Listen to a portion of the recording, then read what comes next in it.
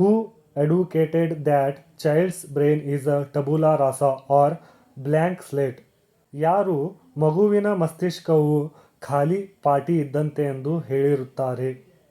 Option A ಇದೆ John Davy, option B ಇದೆ gene ಪಿಯಾಜೆ, option C ಇದೆ ಜಾನ್ ಲಾಕ್ ಅಥವಾ ಆಪ್ಷನ್ ಡಿ ಇದೆ ಬ್ರೂನರ್.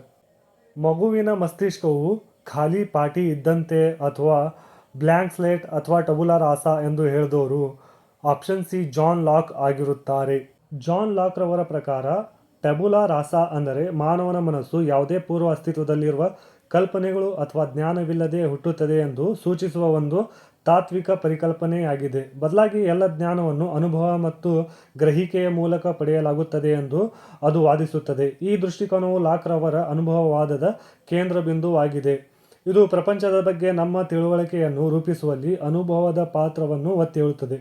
ಅಂದರೆ ಒಂದು ಮಗು ಹುಟ್ಟಿದಾಕ್ಷಣ ಯಾವುದೇ ರೀತಿಯ ಒಂದು ಜ್ಞಾನ ನಾಲೆಜ್ ಅವನಲ್ಲಿ ಇರುವುದಿಲ್ಲ. ಬದಲಾಗಿ ಅವನು ಹೇಗೆ ಬೆಳೆಯುತ್ತಾ ಅವನು ಜ್ಞಾನವನ್ನು ಆರ್ಜನೆ ಮಾಡುತ್ತಾನೆ ಎಂದು ಇವರು ವಾದಿಸುತ್ತಾರೆ.